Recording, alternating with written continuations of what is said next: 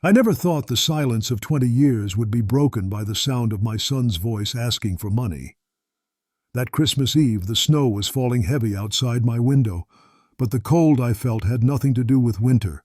It was the cold reminder that blood doesn't always mean family, and sometimes family cuts deeper than strangers ever could. When he called, his voice didn't carry warmth, not a trace of the boy I once held in my arms. It carried greed, entitlement, and a hint of fake sweetness, the kind you hear when someone wants something they haven't earned. "Dad," he said, like the word itself was foreign on his tongue, "we should spend Christmas together. The kids want to meet their grandpa." But I knew better. Kids don't ask for grandpas out of nowhere after 20 years of silence. No, this invitation wasn't about love, it was about my bank account. You see, he found out I wasn't just a lonely old man anymore. I had built wealth from nothing after being abandoned, after being spit on, after being forgotten. And suddenly, I was worth noticing again. That night, staring at the glowing lights of the Christmas tree I had decorated alone, my heart burned with the memories of sacrifices I made for him, only for him to discard me like I was nothing. The pain was raw, the betrayal sharper than the cold air seeping through the window cracks. But little did he know, I had no intention of being anyone's fool. Christmas was going to be a night he'd never forget. He wanted my money. He had no idea the price he'd pay for it. I wasn't born into wealth, not even close. My hands have known calluses since I was a boy, and when I became a father, those calluses only grew deeper. I raised my son Michael, with nothing but sheer determination, and a love so fierce it kept me moving even on nights I thought I'd collapse from exhaustion. His mother walked out when he was barely 5, chasing a life she claimed was bigger than diapers and bills. She left me holding a child and a mountain of responsibilities, but I never once thought of leaving him behind. He was my everything. I worked the steel factory by day, breathing in dust and smoke until my lungs ached, and at night I cleaned offices until my knees cracked from scrubbing floors. I slept maybe 4 hours a night, sometimes less. But when I looked at Michael's face as he slept, peaceful, trusting, I felt strong enough to keep going. I remember the mornings I'd come home, too tired to eat, but I'd fry him eggs, pack his lunch, and kiss his forehead before sending him off to school. I'd then sit at the table, eating the scraps he didn't finish, convincing myself it was enough. The winters were the hardest. My old coat had a tear down the sleeve, patched with duct tape because I couldn't afford a new one. I'd shiver in the freezing wind walking to work, but I made sure Michael always had the warmest jacket I could find. I remember one Christmas when money was so tight I couldn't buy him the toy robot he wanted. Instead, I spent 3 nights after work carving him a wooden one by hand. When he unwrapped it, his eyes lit up, and he hugged me so hard my ribs ached. He told me I was the best dad in the world. That memory kept me alive through darker times. I gave him everything I could, even if it meant nothing for myself. I skipped meals so he could have seconds. I worked double shifts so he could join field trips. I sold my mother's old locket, the last thing I had from her, just to pay for his basketball uniform because I didn't want him to feel less than the other kids. My body carried the weight of sacrifice, but my heart carried pride. He was my reason. But being poor isn't just about hunger or thin jackets, it's about humiliation. I remember sitting in parent-teacher conferences, still in my janitor's uniform, smelling faintly of bleach, while the other parents in suits looked at me like I didn't belong. Michael saw that look too.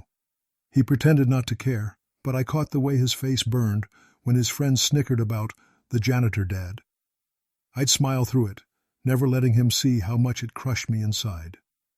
When he turned 16, he wanted a car. I couldn't afford a new one, so I bought a rusty old pickup, fixing it piece by piece in the freezing garage, cutting my hands on metal, my breath fogging in the air. The night I handed him the keys, he grinned for the first time in months. He didn't care that it sputtered or that the paint was peeling. For a while, I thought maybe that meant something, that maybe he still saw my effort, even if the world saw nothing.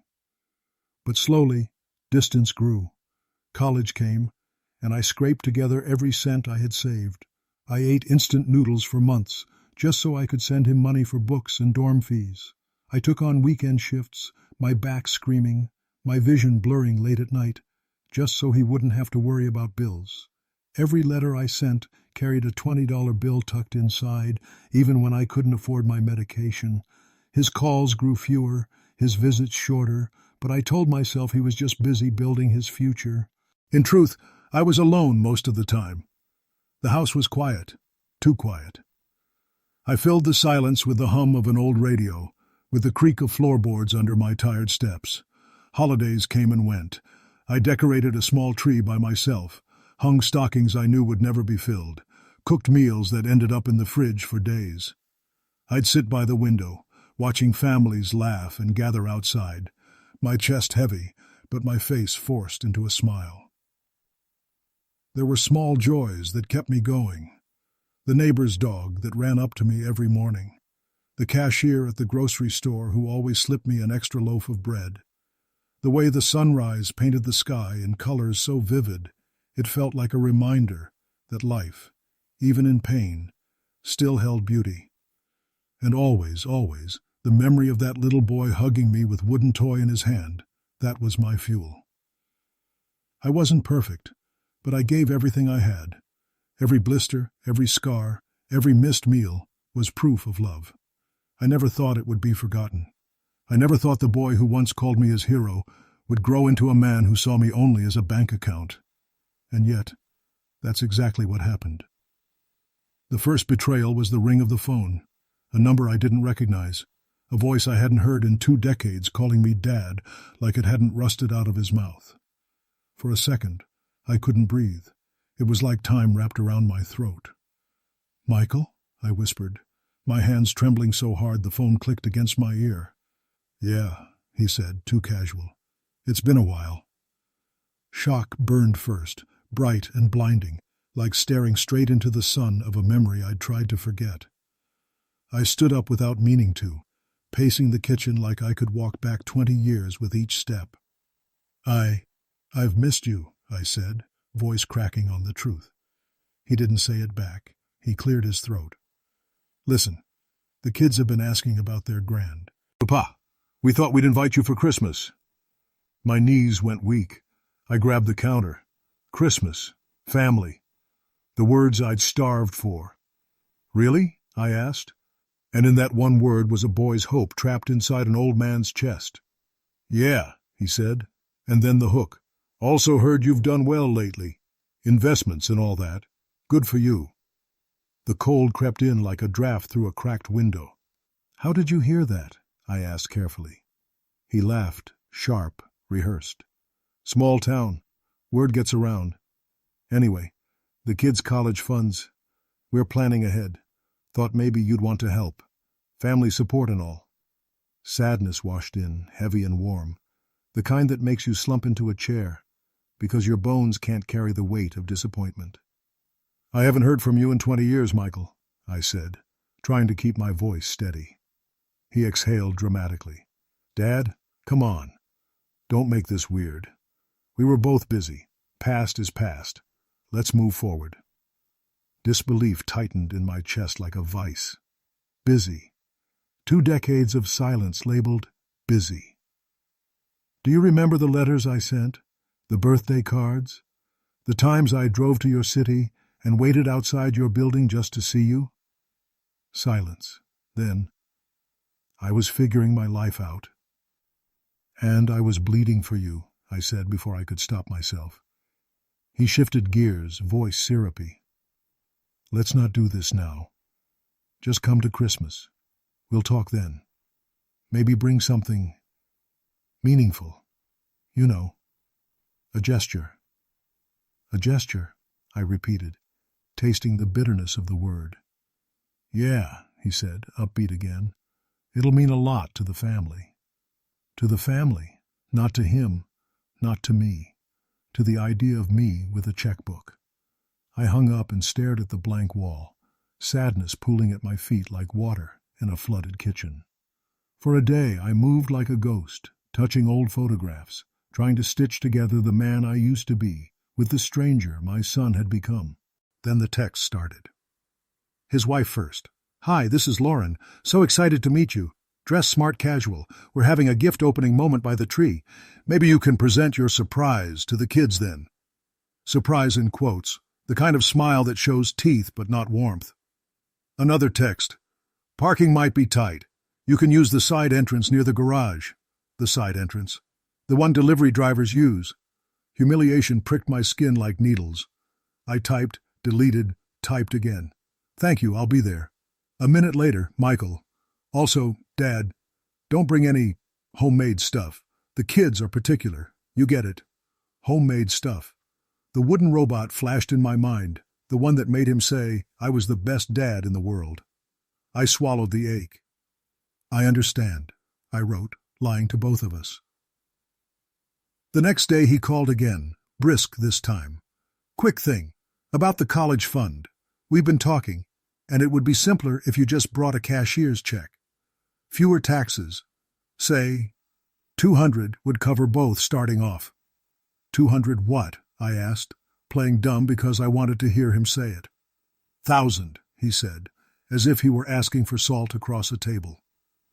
Disbelief turned to something sour, something that made my hands shake not from age, but from insult.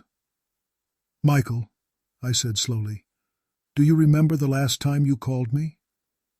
No, he said, and that no hurt worse than if he'd said something cruel. I do, I said. You called me dead weight. He inhaled softly. We all say things. We grow up. You did well for yourself. Isn't that what you wanted? For me to be proud? Greed dressed up as pride, as reconciliation, as family. He added lighter, hey, think of it as investing in the grandkids. We'll put your name on a plaque or something. A plaque. A name on a wall is compensation for a lifetime. Do your children know me? I asked. They will, he said. Christmas I to years. It's perfect. A big show. People will be there. People. I pictured an audience, not a family. My sadness began to curdle into anger, slow and controlled like a pilot light catching. Will you sit with me? Talk with me? Just you and me? He hesitated. We'll be busy hosting. But sure, we'll find a minute. Hey, don't overthink it. Just bring the check. Let's make it a moment. A moment. Not a reunion. Not an apology. A transaction. I hung up, and the kitchen clock seemed louder, each tick a reminder of how long I had begged the universe for this voice, and how empty it felt now that I had it. In the days leading up to Christmas, he sent reminders like invoices. Don't forget, cashier's check. Maybe put it in a nice box? The kids love opening big gifts. Please don't mention the past to the guests. Let's keep it festive. That last one slid under my skin and sat there like a splinter. Don't mention the past that fed him, clothed him, prayed him into adulthood. I answered, understood, and felt the word burn my tongue. On Christmas Eve, he sent one more message, a photo of a lavish living room with a tree that looked like it belonged in a magazine.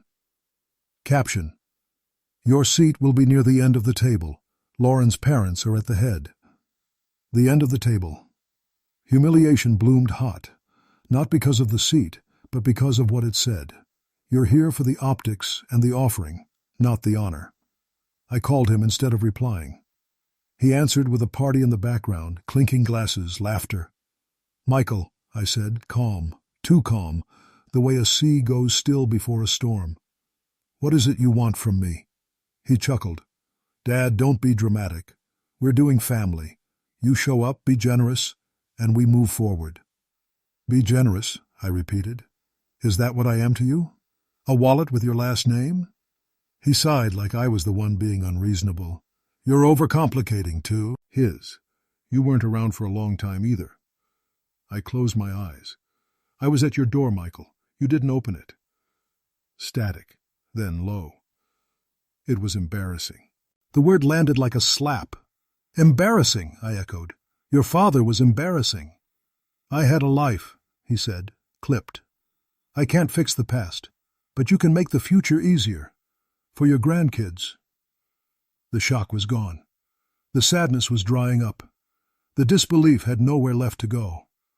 All that remained was anger. Clean, clarifying, quiet. You want me to buy my way back in, I said. I want you to do the right thing, he snapped. And there it was, entitlement without shame. I let the silence stretch until he said, So, we're good for tomorrow? I looked at the empty chair across from me, the one I had set a place for every Christmas, even when no one came. We're good, I said, the words smooth as ice. I ended the call and placed the phone down gently, like it might break, like I might break. I sat there and let the anger fill the spaces where the hope had been. I remembered every time I had gone hungry so he wouldn't. I remembered the wooden toy in his tiny hands and the way he had said, "You're the best dad in the world." I remembered the day he called me deadweight. And I remembered now, his voice asking for $200,000 like it was pocket change, like I owed him a life I'd already given. It wasn't just greed, it was erasure. It wasn't just disrespect. It was a demand that I pretend none of it mattered unless it came in an envelope. Slowly, deliberately, the fire settled into my bones. I stood, not as a beggar at the edge of his table, but as a man who finally understood the cost of giving to someone who had decided love without money was worthless. That's when the anger stopped burning and started hardening into resolve. I whispered into the quiet room, "You want a moment?" "You'll get one." That night, after his last call, I sat in my living room with nothing but the hum of the old radiator and the blinking lights of the Christmas tree keeping me company. Tea. The ornaments were the same ones I'd hung year after year, alone, each one carrying a memory I didn't dare touch for too long.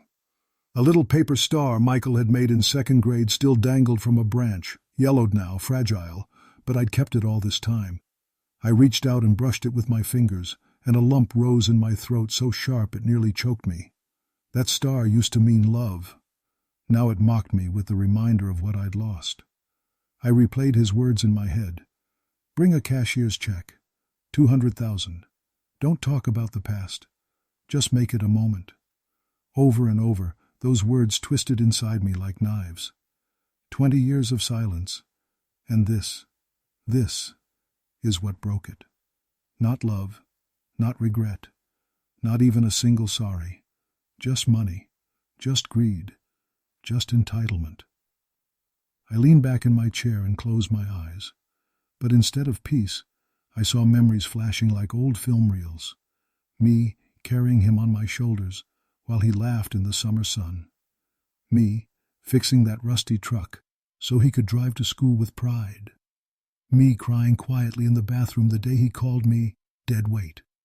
Every sacrifice, every sleepless night, every empty stomach, it all came rushing back, stacked on top of each other until the weight pressed me so far down I thought I might never stand again. For a moment, the sadness nearly swallowed me. I whispered into the empty room, "Why wasn't I ever enough?" My voice cracked, and the words echoed like they were bouncing off the hollow walls of my chest. I had spent decades waiting for that phone call, waiting to hear his voice, waiting for a second chance, and when it finally came, it was a transaction, a bill of sale for the scraps of fatherhood he thought I owed him. I rocked forward, pressing my palms into my knees, breathing hard. That sadness, oh, it was heavy, so heavy, but beneath it, something else was moving, something old, something sharp. Anger, pure, unfiltered anger, not the hot kind that burns quickly and fades. No, this was different. This was cold, steady, like ice forming around my heart. I looked again at that paper star and thought, he doesn't even remember making this. He doesn't remember me. That realization didn't break me. It solidified me. For the first time in years, the haze of longing cleared. I wasn't dealing with my son anymore. My son had been gone a long time. What stood in front of me now was a stranger wearing his name. and strangers don't get to take everything you've bled for. I stood up slowly, the ache in my knees sharp but grounding. I walked to the window, pulled back the curtain, and stared out at the snow falling in silence. The world outside looked clean, untouched, but my life had been anything but. My reflection in the glass startled me. Old, yes, but not broken. There was still steel in me, the same steel that had carried me through double shifts and empty Christmases. My mind sharpened with each breath. Enough pity, enough waiting, enough swallowing my pride. I whispered the words, letting them fill the room. Enough is enough. And for the first time in decades, I believed it. I didn't care if the world thought me cruel. I didn't care if Michael spat venom at me. What I cared about was reclaiming myself, making sure he understood that love was never about checks and bank accounts. If he wanted a moment, I would give him one. But it would not be the kind he expected. I paced the room, the floor creaking under my steps. With every pass, the plan began to take shape in my mind like pieces of a puzzle falling into place. My grief was no longer grief. It was fuel. My loneliness was no longer emptiness. It was armor. And my anger was no longer a burden. It was a weapon. I stopped in the center of the room, the glow of the Christmas lights painting my shadow on the wall. My fists clenched, my jaw tightened, and I made a vow out loud, every word trembling with the weight of 20 wasted years.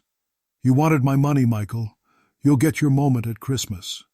But it won't be the gift you're waiting for. It will be the reckoning you deserve. And with that, the sadness was gone. All that remained was purpose. Revenge had finally been born. I sat alone in my study that night, the soft glow of the old lamp casting shadows across the stacks of unpaid letters from my son that I had foolishly saved, and I whispered to myself, if they think I'm just an old fool to be used for his bank account, they've already lost the game. My heart still carried the sting of betrayal, but beneath that sting was something else growing. Clarity. I knew I couldn't just walk away. I couldn't just let my son strip me of dignity after 20 years of silence and then think he'd gotten away with it. That's when the seed of revenge planted itself deep inside me, and like a gardener, I decided I would tend to it patiently, carefully, until it bloomed at exactly the right time. The first step was silence. I played the role they expected of me, the quiet old man, grateful just to be invited to Christmas dinner. I let them see what they wanted to see, a broken father desperate for family. I smiled politely. I nodded when they hinted about my comfortable savings, and I bit my tongue when they dropped careless words like, well, you don't have anyone else to leave it to anyway, Dad. Every time they said that, I felt my blood heat, but I also sharpened my plan. I began moving money, quietly, methodically. The accounts they thought they knew of, well, those were decoys now. I had learned long ago how to hide something in plain sight, and I set up trusts and transfers that not even my son could untangle if he hired the best lawyer in the city. But that was only the financial part of it. My real plan wasn't about protecting the money, it was about using it. In the weeks leading up to Christmas, I visited old friends they didn't even know existed.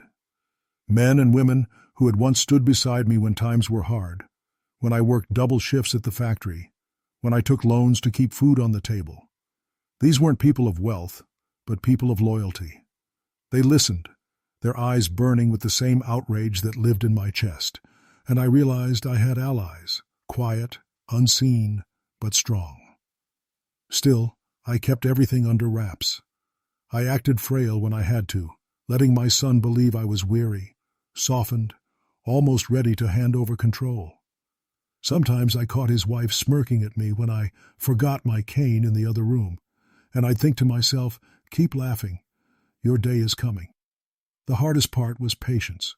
Every day I wanted to call them out, to shout in my son's face, you only came back because of the money.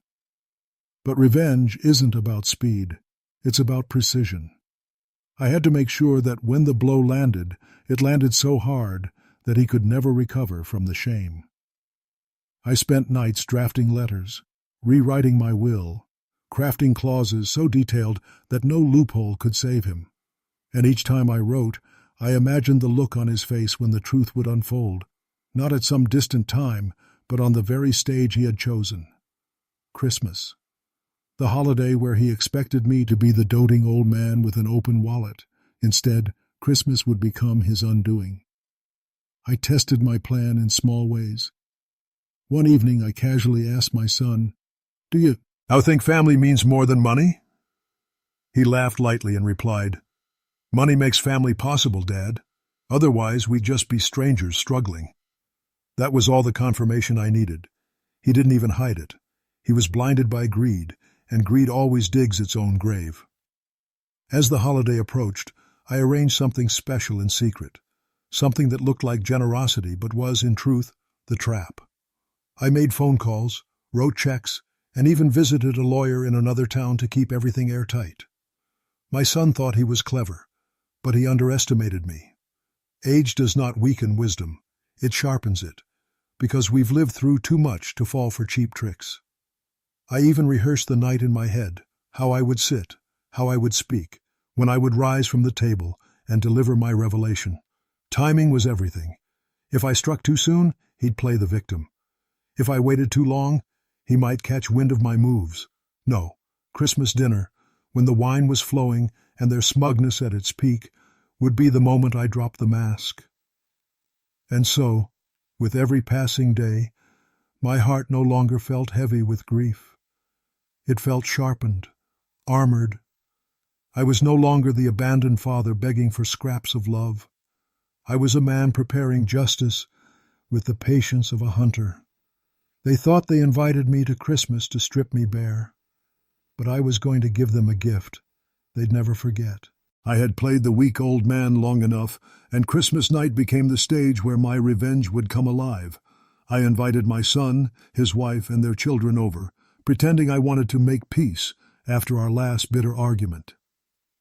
The house was glowing with lights. The smell of roasted turkey filled the air, and soft carols played in the background. On the surface, it looked like nothing but a warm family gathering, but deep inside me, every twinkling light felt like a blade sharpened for battle. My son walked in, smug as ever, his wife clutching her designer purse like she owned the place. "Dad," he said, smirking, "I hope you've finally thought about your legacy. It's time you stopped clinging to things you can't take with you." His words stung, but I smiled back, hiding the storm inside me. Tonight I wasn't just a father. Tonight I was justice. I handed him a glass of wine and said, "All in good time, son.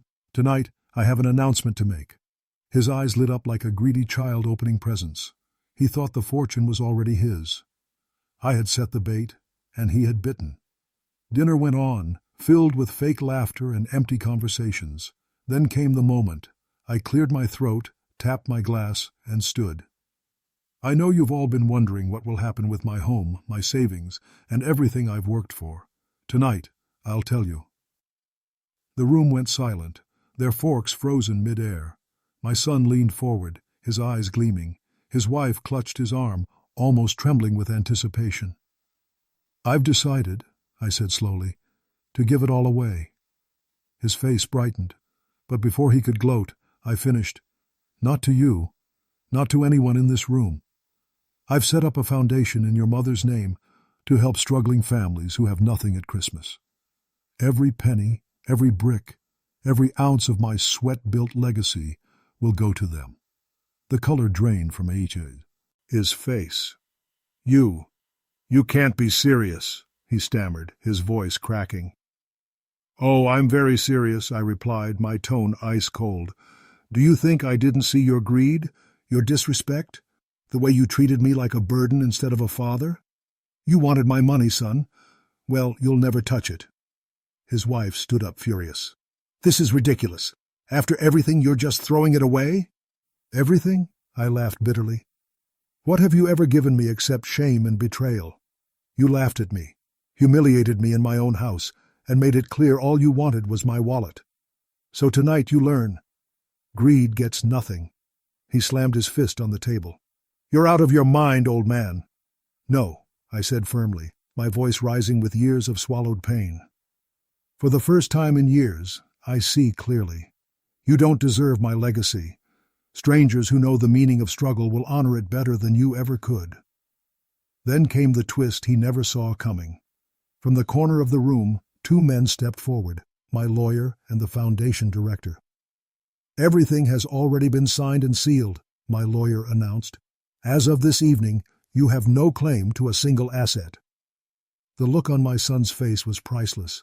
Shock, then rage, then the slow realization that his empire of greed had just collapsed. He opened his mouth to scream, but before he could, I delivered the final blow. "One more thing," I said calmly. "I've also revised my will. Not only are you excluded, but if you ever try to contest it, every detail of your neglect and abuse, documented, recorded, and witnessed, will become public record. Imagine your children reading about how you abandoned your father for money." He froze, speechless. His wife grabbed her purse and stormed out, muttering curses under her breath. He stayed, his pride shattered, his plans in ruins. The children sat wide-eyed, watching the mighty man they once admired crumble in silence. I didn't gloat, though I could have. I simply looked him in the eye and said, "Merry Christmas, son. I hope you remember this night every year for the rest of your life." And I knew he would, because I hadn't just taken away his inheritance, I had taken away the one thing he valued most: control.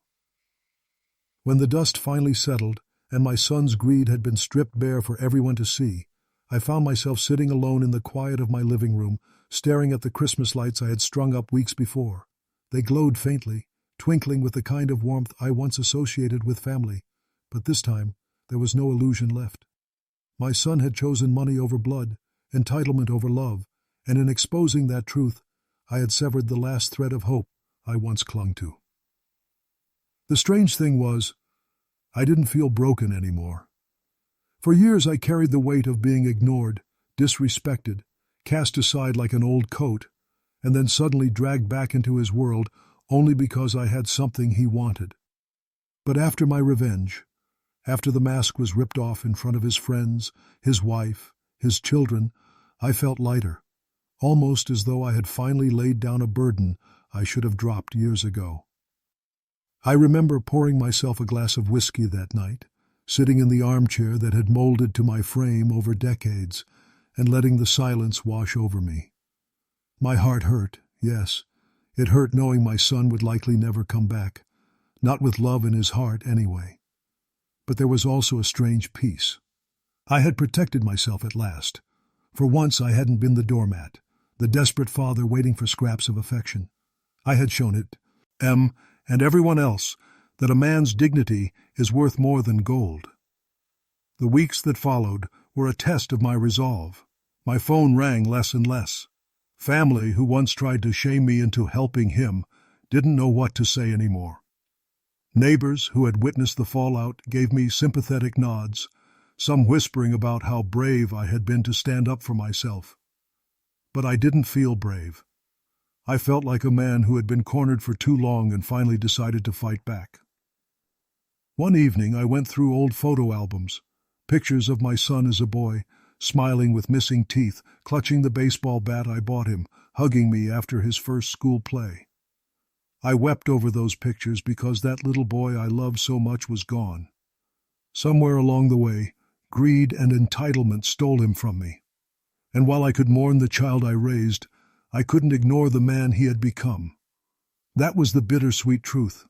Sometimes love doesn't conquer all. Sometimes people choose the darker road, no matter how much light you try to give them. Still, life has its ways of giving back. After the story of that Christmas spread, I began to hear from people I hadn't spoken to in years. Old friends invited me over for dinners, a church group welcomed me with open arms, and slowly I found a new sense of belonging, not the family I had lost, but a family I created out of kindness and shared respect. It taught me something I never thought I'd learn at this stage of life. Blood is not the only thing that defines family. Loyalty, love, and honesty do. And as for my wealth, I didn't let it rot in some vault, waiting for greedy hands to snatch it up. I started giving back, to charities, to struggling families in my community, to scholarships for kids who reminded me of myself when I was young and had nothing.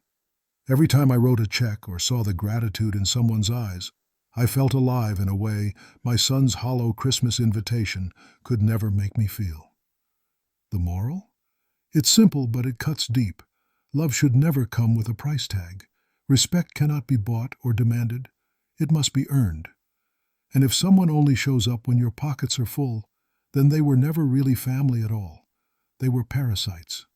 I learned the hard way, but maybe that was what life intended for me, to stand as a reminder for others. So I'll leave you with this truth. Protect your dignity, even if it cost you the people you thought you couldn't live without. Because sometimes, losing them is the only way to finally find yourself.